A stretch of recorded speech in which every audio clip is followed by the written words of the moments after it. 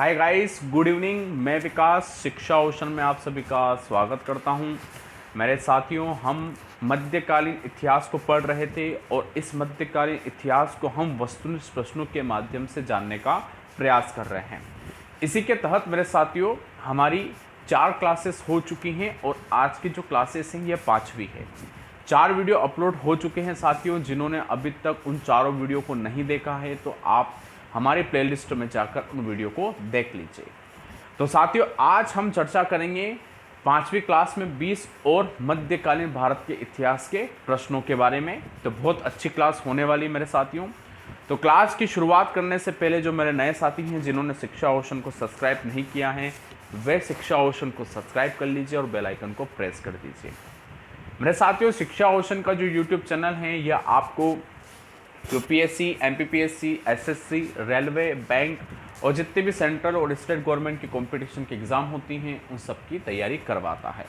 इसलिए आप सभी लोग शिक्षा ओशन को ज़रूर सब्सक्राइब कीजिएगा और ज़्यादा से ज़्यादा इसको शेयर कीजिएगा और बेल आइकन को ज़रूर प्रेस कीजिएगा। मेरे साथियों, आपको इस वीडियो के डिस्क्रिप्शन में कुछ लिंक्स प्रोवाइड करवाई गई हैं, जिसमें से आपको एक लिंक हमने प्रदान करवाई है फेसबुक पेज की।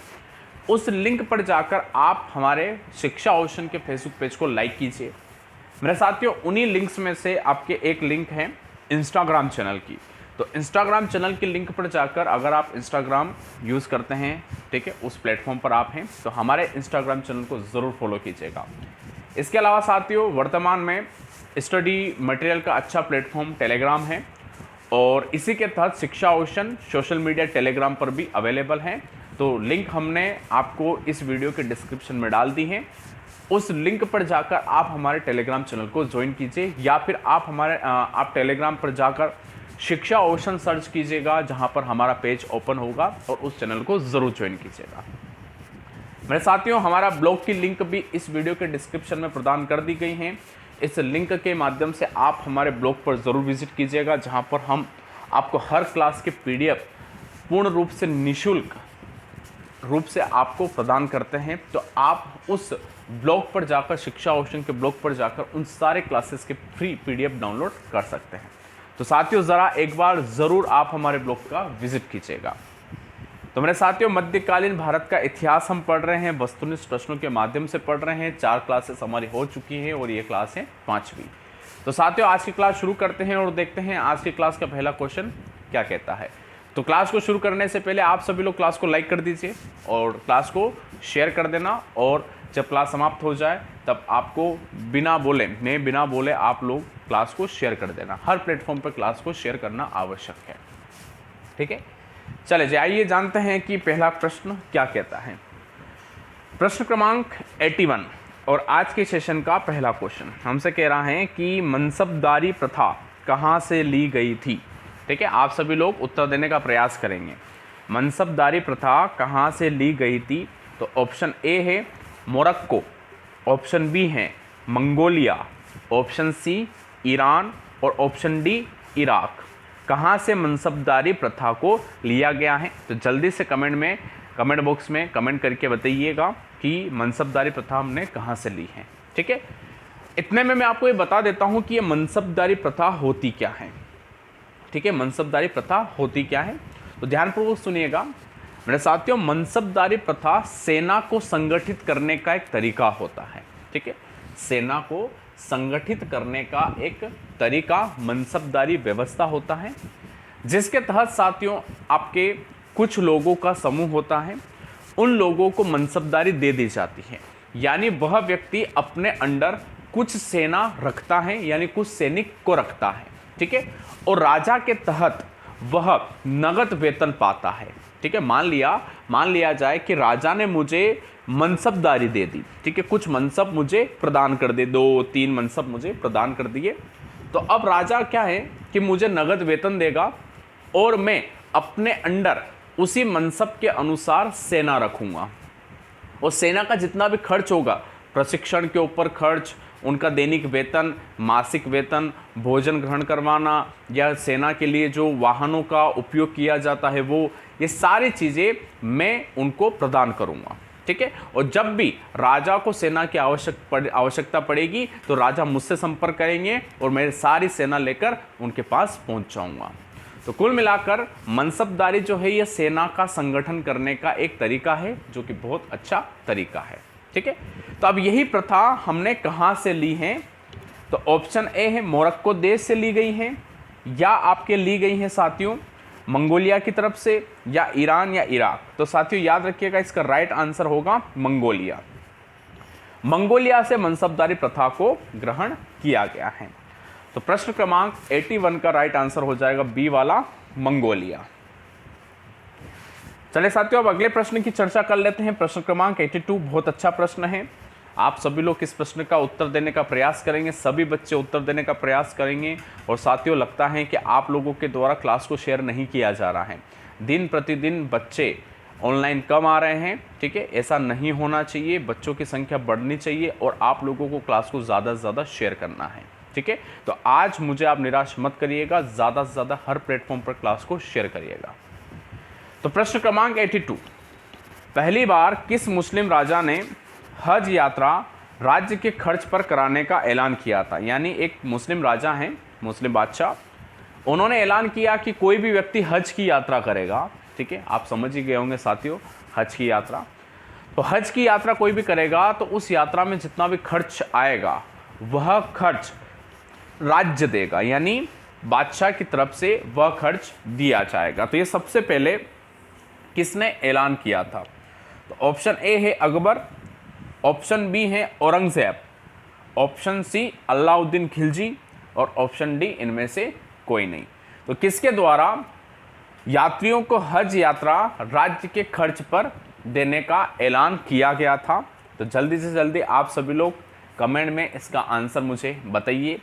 क्या वह बादशाह या वह राजा अकबर था, या वह औरंगजेब, या वह अलाउद्दीन खिलजी था, या फिर इनमें से कोई नहीं है? कौन था? तो साथियों आप सभी लोग याद रखिएगा अच्छे से कि राइट आंसर होगा अकबर। यानी अकबर ने ही ऐलान किया था कि जो हज यात्रा के लिए जो खर्च आता है उस खर्च को पूर्ण रूप से वहन राज्य करेगा, ठीक है। तो प्रश्न क्रमांक 82 का राइट आंसर हो जाएगा मेरे साथियों ए वाला अकबर, ठीक है। आइए जानते हैं अगले प्रश्न को, प्रश्न क्रमांक 83। अब देखते हैं प्रश्न क्रमांक 83 क्या कह रहा है। प्रश्न क्रमांक 83 कह रहा है कि विजयनगर साम्राज्य, आप समझ ही गए होंगे विजयनगर साम्राज्य के बारे में, ठीक है। हरिहर बुक्का, कृष्णदेवराय, ठीक है, हम्पी, दक्षिण भारत, आप सब समझ गए। तो विजयनगर साम्राज्य में सर्वाधिक आयात की जाने वाली वस्तु क्या थी? ठीक है, यानी विजयनगर साम्राज्य सबसे ज़्यादा किस वस्तु का आयात करता था? तो ऑप्शन ए है सोने के आभूषण, ऑप्शन बी है रुई, ऑप्शन सी है घोड़े और ऑप्शन डी है नाव। ठीक है, तो विजयनगर साम्राज्य किस वस्तु का सबसे ज़्यादा आयात करता था? यह प्रश्न आप लोगों के सामने है और ऑप्शन भी आप लोगों के सामने है। तो देर किस बात की है, जल्दी से कमेंट करके बता दीजिए कि क्या सोने का आभूषण सर्वाधिक मात्रा में होता था, या रुई का आभूषण होता, रुई का आपका आयात होता था, या फिर घोड़े या नाव? किसका सबसे ज़्यादा आयात किया जाता था? जल्दी से बताइए। मेरे साथियों, आप लोगों को मैं बता दूं कि रात को 10 बजे हम लाइव रहेंगे और आधुनिक भारत के इतिहास की क्लास को हम पढ़ेंगे। कल हमारी क्लास नहीं हो पाई थी क्योंकि मेरा कल स्वास्थ्य खराब हो गया था। इस वजह से मैंने क्लास को कंटिन्यू नहीं किया था और हमने कहा था कि स्वास्थ्य सही होने पर कल हम क्लास को शुरू करेंगे। तो साथियों, टॉपिक को हम वापस पढ़ने वाले हैं, तो आप सभी लोग क्लास में ज़रूर उपस्थित होइएगा। 10 बजे ऑनलाइन आ जाइए और हम 10 बजे आधुनिक भारत के इतिहास को पढ़ने वाले हैं। ठीक है साथियों, चले जी। तो अब देखते हैं कि विजयनगर साम्राज्य सर्वाधिक रूप में किस वस्तु का आयात करता था। तो अगर आप ये सोचते हैं कि सर सोने का आभूषण सर्वाधिक करता था, तो आप गलत सोचते हैं। सोने का आभूषण सर्वाधिक मात्रा में आयात नहीं किया जाता था। तो सर फिर नाव होगी, नाव का आयात किया जाता होगा। तो मेरे साथियों, नाव का भी आयात नहीं किया जाता था। अब बचे रुई और घोड़ा।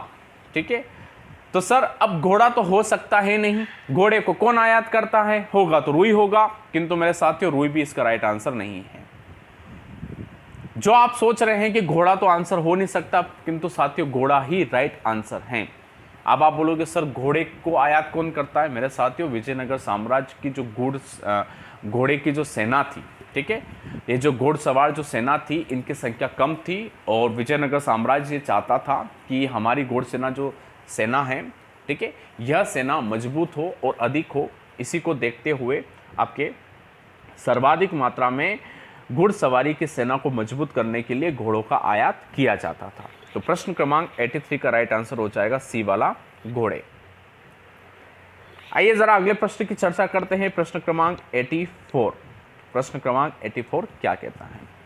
प्रश्न क्रमांक 84 कह रहा है कि दिल्ली सल्तनत के दौरान एक शब्द आता है बरीद। शब्द क्या है? बरीद। तो दिल्ली सल्तनत के दौरान बरीद शब्द किसे कहा जाता था? बरीद शब्द का तात्पर्य क्या हुआ करता था आपके दिल्ली सल्तनत के दौरान? प्रश्न हमसे यह पूछा गया है। तो ऑप्शन ए है समाचार वाहक या जासूस, ऑप्शन बी है दुकानदार, ऑप्शन सी है व्यापारी और ऑप्शन डी है कलाकार। तो दिल्ली सल्तनत के दौरान जो बरीद शब्द है, यह बरीद शब्द किसके लिए प्रयोग में लाया जाता था? यह प्रश्न हम लोगों से पूछा गया है, ठीक है। तो बरीद शब्द की बात करें वो भी दिल्ली सल्तनत की, तो मेरे साथियों कलाकार तो बरीद नहीं कहलाता था, नहीं व्यापारी बरीद कहलाता था, नहीं दुकानदार आपके बरीद कहलाता था।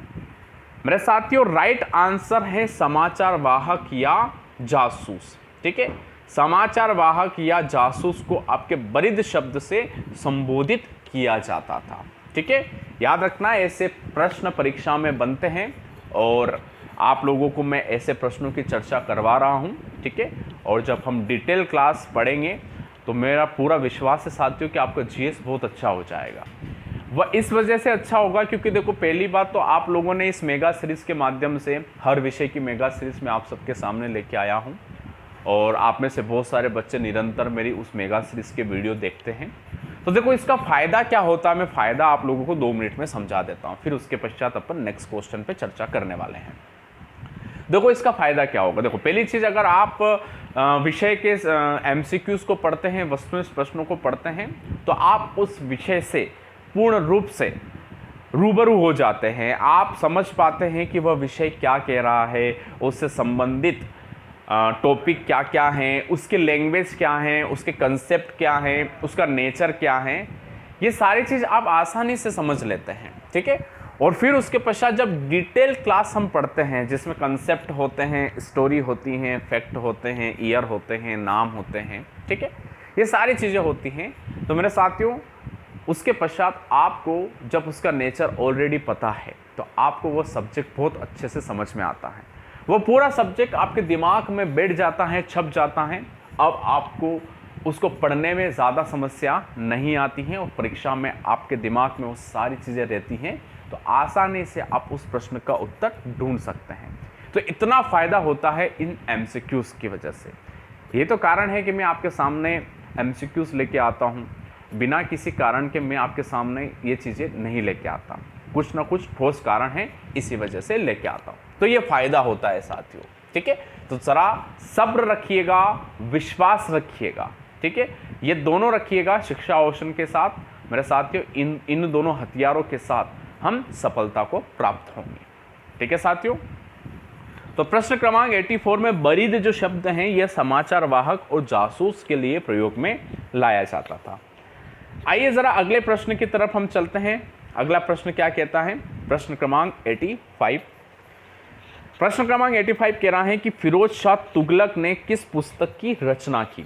फिरोज शाह तुगलक ने किस पुस्तक की रचना की? Option A Futuhat e Firoz Shahi, option B Tarikh e Firoz Shahi और ऑप्शन सी किताब ए फिरोज शाही और ऑप्शन डी इनमें से कोई नहीं। किसने, मतलब कि फिरोज शाह तुगलक ने कौन सी पुस्तक की रचना की है? क्वेश्चन आप लोगों के सामने है, ऑप्शन आप लोगों के सामने है।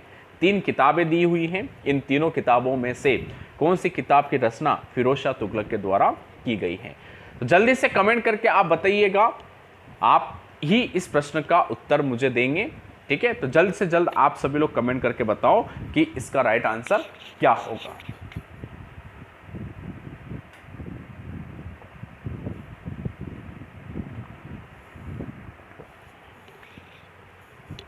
क्या इसका राइट आंसर ए वाला है फुतुहात ए फिरोज शाही, या इसका राइट आंसर बी वाला है तारिक ए फिरोज शाही, या इसका राइट आंसर सी है किताब ए फिरोज शाही, और डी है इनमें से कोई नहीं।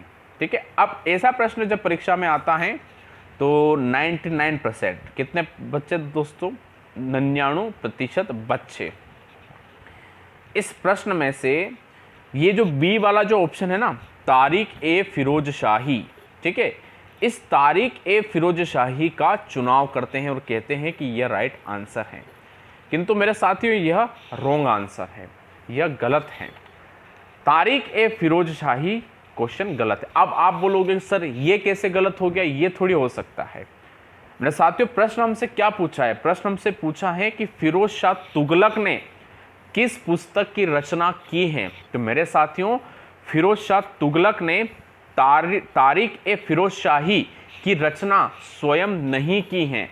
फिरोज शाह तुगलक ने स्वयं से जिस पुस्तक की रचना की है वह है आपका फुतुहात ए फिरोज शाही। ठीक है, फिरोज शाह तुगलक ने स्वयं से एक पुस्तक की रचना करी जिसमें स्वयं उसने अपनी जीवनी के बारे में बताया है, और वह किताब का नाम है फुतुहात ए फिरोज शाही। तो प्रश्न क्रमांक 85 का राइट आंसर ए वाला होगा। ठीक है, अब यह प्रश्न यहीं पर समाप्त नहीं है, अभी तो आपको इस प्रश्न का एक और जवाब देना है। और जवाब आप क्या देंगे कि तारिक ए फिरोज शाही और किताब ए फिरोज शाही, तारिक ए फिरोज शाही और किताब ए फिरोज शाही की रचना किसके द्वारा की गई है। साथियों सभी बच्चे उत्तर देंगे, ठीक है ना, सारे स्टूडेंट, चाहे गलत क्यों ना हो चाहे सही क्यों ना हो, सभी बच्चे उत्तर दो कि तारिक ए फिरोज शाही, किताब ए फिरोज शाही, इन दोनों पुस्तकों की रचना किसके द्वारा की गई है। ठीक है साथियों, आइए अगले प्रश्न की चर्चा करते हैं। प्रश्न क्रमांक 86, किसानों पर सिंचाई कर किसने लगाया था। ऑप्शन क्वेश्चन क्या है हमसे कि किसानों पर सिंचाई कर किसने लगाया था। तो ऑप्शन ए है मोहम्मद बिन तुगलक, ऑप्शन बी है फिरोज शाह तुगलक, ऑप्शन सी है अलाउद्दीन खिलजी, और ऑप्शन डी है इनमें से कोई नहीं। किसने किसानों पर सिंचाई कर लगाया था। तो मेरे साथियों आप लोग याद रखिएगा, जब ऐसा प्रश्न परीक्षा में आए और आपसे पूछे कि किसानों पर सिंचाई कर किसने लगाया, तो याद रखिएगा वह है फिरोज शाह तुगलक। फिरोज शाह तुगलक ने ही आपके किसानों पर सिंचाई कर लगाया था। तो क्वेश्चन 86 का राइट आंसर बी वाला होगा, फिरोज शाह तुगलक। चलिए साथियों अब जरा आप अगले प्रश्न की चर्चा करेंगे। प्रश्न क्रमांक 87, प्रश्न क्रमांक 87 क्या कहता है जरा उसके बारे में हम बात करते हैं।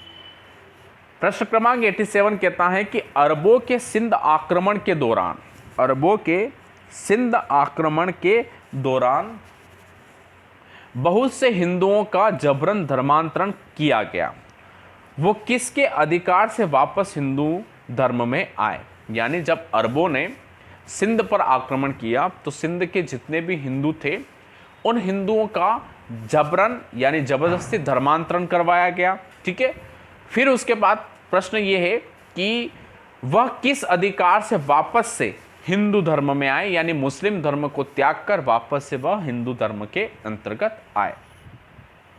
तो ऑप्शन ए है याज्ञवल्क स्मृति के कारण, ऑप्शन बी पराशर स्मृति के कारण, ऑप्शन सी देवल स्मृति के कारण, या ऑप्शन डी व्यास स्मृति के कारण। ठीक है, तो मेरे साथियों में आप लोगों को बता दूं कि इस प्रश्न का राइट आंसर देवल स्मृति है। देवल स्मृति की रचना ऋषि देवल के द्वारा हुई थी। ठीक है, ऋषि देवल ने देवल स्मृति की रचना करी थी, और इस देवल स्मृति के अंतर्गत शुद्धिकरण, शुद्धिकरण शब्द है, और इसी शुद्धिकरण शब्द के आधार या सिद्धांत के आधार पर वापस से ये सभी हिंदू आपके हिंदू धर्म में आ सके हैं। ठीक है, तो याद रखिएगा प्रश्न क्रमांक 87 का राइट आंसर देवल स्मृति होगा। आइए अगले प्रश्न की चर्चा करेंगे। प्रश्न क्रमांक 88। प्रश्न क्रमांक 88 क्या कहता है? मुगल राज्य में काजी अल कुजात कौन था? कल की क्लास में हम बात कर ही चुके हैं। कल की क्लास का शायद यह पहला क्वेश्चन था और आप सभी जानते हैं कि काजी अल कुजात क्या था।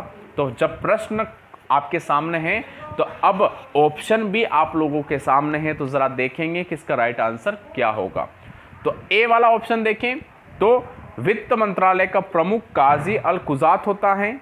ऑप्शन बी राजस्व का सर्वोच्च अधिकारी काजी अल कुजात होता है, या न्याय का सर्वोच्च अधिकारी काजी अल कुजात हैं, या आपका होता है सेनापति।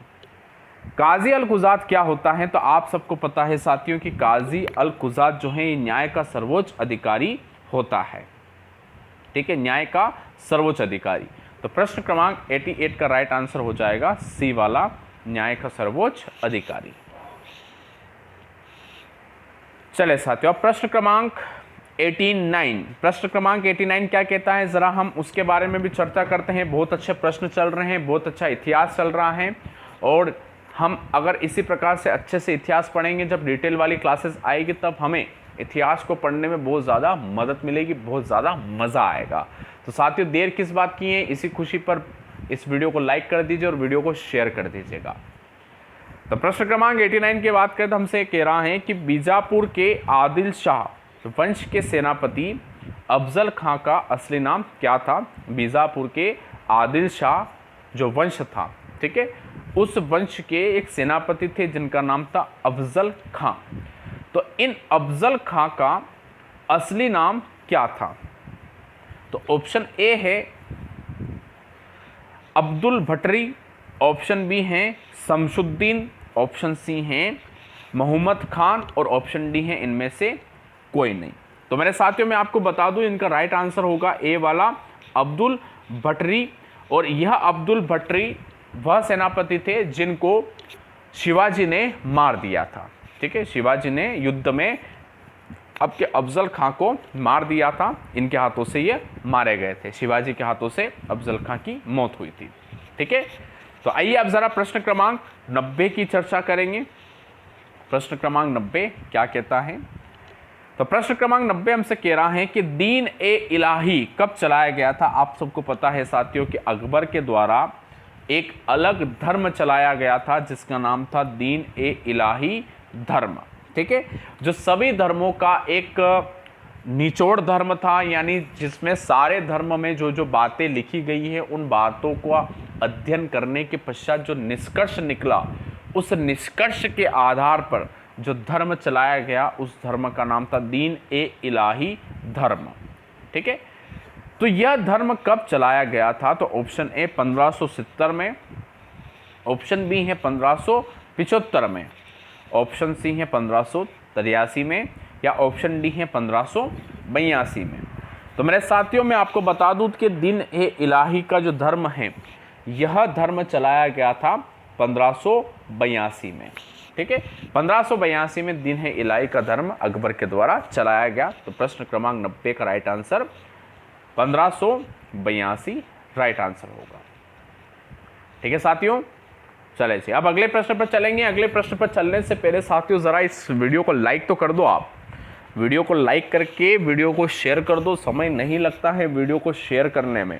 ठीक है, वीडियो को लाइक शेयर कर दो। और जो साथी मेरे नए हैं जो ये क्लास देख रहे हैं उनको क्लास बहुत अच्छी लग रही है, तो शिक्षा ओशन का एक रेड बटन में सब्सक्राइब लिखा हुआ है, उस सब्सक्राइब बटन को ज़रा दबा दो, और उसके बगल में एक बेल आइकन का साइन भी है, ज़रा उसको भी दबा दो और हमें आपका सहयोग प्रदान करो। ठीक है, तो आइए जानते हैं प्रश्न क्रमांक 91 क्या कहता है। बहुत अच्छा प्रश्न है। प्रश्न क्रमांक 91 कहता है कि ख्वाजा मुइनुद्दीन चिश्ती की दरगाह कहाँ है? बहुत वर्ल्ड फेमस है साथियों ये दरगाह। ख्वाजा मुइनुद्दीन चिश्ती की दरगाह कहाँ स्थित है?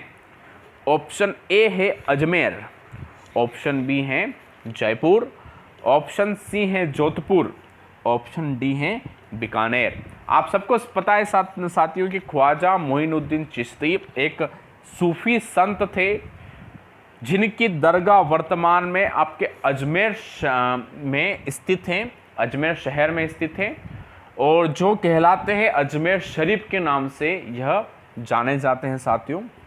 इनकी जो दरगाह है इनको अजमेर शरीफ के नाम से भी जाने जाती हैं। बहुत पवित्र स्थल हैं, बहुत अच्छा स्थल है। तो ख्वाजा मोइनुद्दीन जो चिश्ती हैं उनकी दरगाह आपके अजमेर में स्थित हैं, याद रखिएगा मेरे साथियों। वैसे याद रखने की आवश्यकता है नहीं, क्योंकि आप लोगों को याद है, ऑलरेडी आप लोगों को पता है। चलिए अगले प्रश्न पर चलेंगे। प्रश्न क्रमांक 92 बहुत अच्छा प्रश्न है, स्थापत्य कला से संबंधित है, मंदिर के निर्माण से संबंधित है। प्रश्न क्रमांक 92 हमसे कहता है कि विट्ठल स्वामी का मंदिर, विट्ठल स्वामी का मंदिर किसने बनवाया था? ठीक है, तो ऑप्शन ए है मेरे साथियों कि राजा राम राय के द्वारा, ऑप्शन बी है सदाशिव राय के द्वारा, ऑप्शन सी है कृष्णदेव राय के द्वारा, और ऑप्शन डी है हरिहर राय के द्वारा। तो किसके द्वारा आपके विट्ठल स्वामी का मंदिर बनवाया गया था? तो मेरे साथियों आप सभी लोग याद रखिएगा कि विट्ठल स्वामी का जो मंदिर है यह विजयनगर साम्राज्य के महानतम सम्राट श्री कृष्णदेव राय के द्वारा इस विट्ठल स्वामी का मंदिर का निर्माण करवाया गया था। तो प्रश्न क्रमांक 92 का राइट आंसर सी वाला होगा। आइए जानते हैं अगले प्रश्न को। प्रश्न क्रमांक 93 जरा देखते हैं प्रश्न क्रमांक 93 क्या है। प्रश्न क्रमांक 93 कहता है कि गुरु ग्रंथ साहेब का संकलन किसने किया था? आप सभी जानते हैं मेरे साथियों कि सिख धर्म का पवित्र एक ग्रंथ है गुरु ग्रंथ साहिब का संकलन किसके द्वारा किया गया था? तो ऑप्शन ए है गुरु अर्जन देव, ऑप्शन बी है गुरु नानक देव, ऑप्शन सी है गुरु तेग बहादुर, और ऑप्शन डी है गुरु गोविंद सिंह। तो किसके द्वारा गुरु ग्रंथ साहिब का संकलन करवाया गया था? ठीक है, तो मेरे साथियों याद रखिएगा कि गुरु ग्रंथ साहिब का जो संकलन है यह करवाया गया था आपके गुरु अर्जन देव के द्वारा। ठीक है, गुरु अर्जुन देव के द्वारा आपका गुरु ग्रंथ साहिब का संकलन करवाया गया। चले जरा अगला प्रश्न क्या कहता है, अगले प्रश्न की चर्चा भी हम जरा कर ही लेते हैं। क्या कह रहा है अगला प्रश्न? हमसे कह रहा है कि भैया दीवान ए अमीर कोही विभाग की स्थापना किसने करवाई थी? ठीक है, विभाग दीवान ए अमीर, ठीक है, कोही की स्थापना किसके द्वारा करवाई गई? तो ऑप्शन ए है मोहम्मद बिन तुगलक, ऑप्शन बी है फिरोज शाह तुगलक, ऑप्शन सी है नसरुद्दीन मोहम्मद, और ऑप्शन डी है इनमें से कोई नहीं। तो मेरे साथियों आप सब लोगों को ये याद रखना है कि दीवान ए अमीर कोही जो हैं इस विभाग, यह एक प्रकार का बहुत महत्वपूर्ण विभाग था दिल्ली सल्तनत के दौरान साथियों, और इस महत्वपूर्ण विभाग यानी मंत्रालय की स्थापना की गई थी मोहम्मद बिन तुगलक के द्वारा। किसके द्वारा? मोहम्मद बिन तुगलक के द्वारा दीवान ए अमीर कोही विभाग की स्थापना की गई। अब जरा प्रश्न क्रमांक 95 की चर्चा करेंगे। प्रश्न क्रमांक 95 क्या कहता है? तो प्रश्न क्रमांक 95 हमसे कह रहा है कि मुरीद किसे कहा जाता है? मुरीद किसे कहा जाता है? ऑप्शन ए सूफी संतों के शिष्य को, ऑप्शन बी सूफी संतों को, ऑप्शन सी सूफी संतों के विचार मानने वाले राजा को, या ऑप्शन डी सूफी संतों के गुरु को। आप सभी लोगों ने मुरीद शब्द सुना होगा और कई बार इस मुरीद शब्द का प्रयोग भी किया होगा। आपने कहा होगा कि वह व्यक्ति तो देखो मेरा मुरीद हो गया है, या फिर आप बोलते हो कि यार मैं तो आपका बहुत बड़ा मुरीद हो गया हूँ। ठीक है, आपकी बातों का मुरीद हो गया हूँ, आपके विचारों का मुरीद हो गया हूँ, ऐसा हम इस शब्द का प्रयोग करते रहते हैं। किंतु मुरीद शब्द का तात्पर्य होता क्या है? क्या मुरीद शब्द का तात्पर्य सूफी संतों के शिष्यों को कहा जाता है, या सूफी संतों को स्वयं मुरीद कहा जाता है, या फिर जो सूफी संत के विचार हैं उनको मानने वाले जो राजा हैं उनको मुरीद कहा जाता है, या सूफी संत के जो गुरु होते हैं उन गुरु को मुरीद कहा जाता है। तो मेरे साथियों याद रखिएगा, जो मुरीद शब्द हैं, यह मुरीद शब्द कहता है सूफी संतों के शिष्य को। जो सूफी संत के जो शिष्य होते हैं उन शिष्यों को कहा जाता है आपका मुरीद। ठीक है, तो प्रश्न क्रमांक 95 का राइट आंसर ए वाला, सूफी संतों के शिष्य। आइए जरा अगला प्रश्न क्या कहता है। प्रश्न क्रमांक 96, पादशाही गाजी किस मुगल सम्राट को कहा जाता है। एक उपाधि है पादशाही गाजी।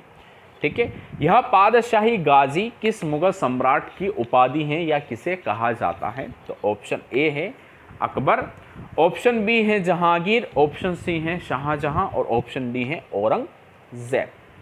तो मेरे साथियों याद रखिएगा, पादशाही जो गाजी हैं यह कहा जाता था आपके जहांगीर को। किसे कहा गया है? जहांगीर को। तो प्रश्न क्रमांक 96 का राइट आंसर बी वाला होगा, जहांगीर। आइए जरा 97 जो क्वेश्चन है ये हमसे क्या कहता है। बहुत अच्छा प्रश्न है। चंदावर का युद्ध किन राजाओं के बीच हुआ था। चंदावर का युद्ध किन राजाओं के बीच हुआ था। तो मेरे साथियों कमेंट करके ज़रा ये बताओ ना आप कि चंदावर का युद्ध कब हुआ था। आप सभी लोगों को साल बताना है, चंदावर का युद्ध कब हुआ था। ठीक है, मैं आपको बताऊंगा कि किस किस के बीच में हुआ था। आपको बताना है कि चंदावर का युद्ध कब हुआ था। ठीक है, तो ऑप्शन ए है मोहम्मद गोरी और पृथ्वीराज चौहान। ठीक है, मोहम्मद गोरी और पृथ्वीराज चौहान। ऑप्शन सी हैं जयचंद और भीमदेव सोलंकी। ऑप्शन बी है पृथ्वीराज चौहान और जयचंद। इसके पश्चात डी वाला है मोहम्मद गोरी और जयचंद। किसके बीच में आपका प्रसिद्ध चंदावर का युद्ध हुआ था। ठीक है, यह प्रश्न का जवाब भी आप लोग दीजिए और आप भी मुझे बताइएगा कि चंदावर का युद्ध कब हुआ था।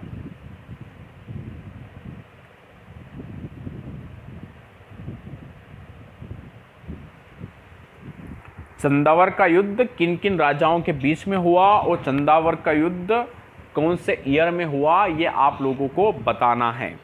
तो मेरे साथियों याद रखिएगा, चंदावर का जो युद्ध है यह मोहम्मद गोरी, ठीक है, मोहम्मद गोरी और आपके जयचंद के बीच में हुआ था। तो मोहम्मद गोरी तो यहाँ है किंतु पृथ्वीराज चौहान गलत हो जाएगा। अब हमें यह मिलान देखना है कि जहाँ मोहम्मद गोरी और जयचंद दोनों हो, तो आप देखेंगे डी वाला ऑप्शन मोहम्मद गोरी और जयचंद दोनों यहाँ पर मौजूद हैं। तो इस प्रकार प्रश्न क्रमांक 97 का राइट आंसर हो गया डी वाला, मोहम्मद गोरी और जयचंद।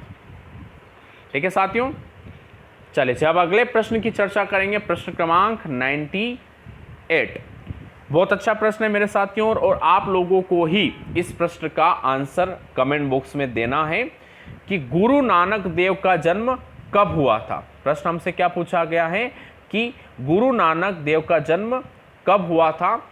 अगर ऑप्शन की बात हम करें तो ऑप्शन हमसे क्या क्या कह रहा है कि देखो, ए वाला ऑप्शन हमसे कह रहा है साथियों कि गुरु नानक का जन्म 20 अक्टूबर 1368 को हुआ था। ऑप्शन बी हमसे कहता है 20 अक्टूबर 1468 और ऑप्शन सी कहता है और 20 अक्टूबर 1469 और डी वाला कहता है आपका 20 अक्टूबर 1522। तो मेरे साथियों, गुरु नानक का जन्म आपके कौन से ईयर में हुआ था, ये प्रश्न आप लोगों से पूछा गया है। तो देर किस बात की साथियों, आप जल्द से जल्द इसका उत्तर दीजिए।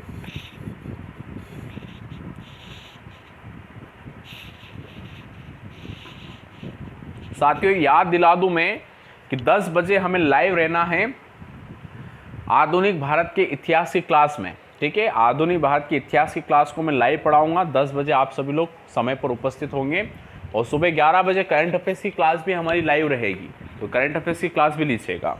ठीक है साथियों, अब देखो गुरु नानक देव का जन्म की बात करें तो सी वाला राइट आंसर होगा 20 अक्टूबर 1469। ठीक है। 20 अक्टूबर 1469 को गुरु नानक देव जी का जन्म हुआ था, ठीक है। आइए जानते हैं अगले प्रश्न को, प्रश्न क्रमांक 99। मार्को पोलो किस राज्य के क्षेत्र में 13वीं शताब्दी के अंत में भारत आया था? मार्को पोलो किस राज्य के क्षेत्र में 13वीं शताब्दी के अंत में भारत आया था? तो ऑप्शन ए है पांड्य, ऑप्शन बी है चोल, ऑप्शन सी है होयसल और ऑप्शन डी है चेर। तो साथियों याद रखिएगा आपके मार्को पोलो जो हैं यह पांड्य राज्य के शासनकाल के दौरान भारत की यात्रा पर आया था। अब बात करेंगे आज की क्लास के अंतिम प्रश्न की। अब देखते हैं कि आज की क्लास का लास्ट क्वेश्चन हमसे क्या कहता है। प्रश्न क्रमांक 100। मुल्क ए खादिम के नाम से कौन सा राज्य जाना जाता है? मुल्क ए खादिम के नाम से कौन सा राज्य जाना जाता है? ऑप्शन ए मराठा साम्राज्य, ऑप्शन बी मैसूर साम्राज्य, ऑप्शन सी मुगल साम्राज्य और ऑप्शन डी सल्तनत। क्वेश्चन क्या पूछा गया है कि मुल्क ए खादिम के नाम से कौन सा राज्य जाना जाता है? तो मेरे साथियों याद रखिएगा कि मुल्क ए खादिम के नाम से आपका मराठा साम्राज्य जाना जाता है। तो प्रश्न क्रमांक 100 का राइट आंसर हो जाएगा ए वाला साथियों। तो मेरे साथियों इस प्रकार आपने 20 प्रश्नों को आज की क्लास में पढ़ लिया है और इस पूरी मेगा सीरीज को आपने पहुंचा दिया है प्रश्न क्रमांक 100 तक। मेरे साथियों आपको अगर यह प्रयास मेरे अच्छे लगे हों तो हमारे प्रयास को लाइक ज़रूर कीजिएगा, यानी आपका पसंद करना आवश्यक है। तो लाइक ज़रूर कीजिएगा और ज़्यादा से ज़्यादा हर प्लेटफॉर्म पर इस वीडियो को शेयर कीजिएगा साथियों। और जो मेरे नए साथी हैं जिन्होंने शिक्षा ओशन को सब्सक्राइब नहीं किया है वे शिक्षा ओशन को सब्सक्राइब कर लीजिए और बेल आइकन को भी प्रेस कर दीजिए। तो मेरे साथियों अब मुलाकात करते हैं रात को 10 बजे लाइव क्लास में मॉडर्न हिस्ट्री की। तो आप सभी का बहुत बहुत धन्यवाद। समय पर आप सभी लोग क्लास में उपस्थित हो जाइएगा।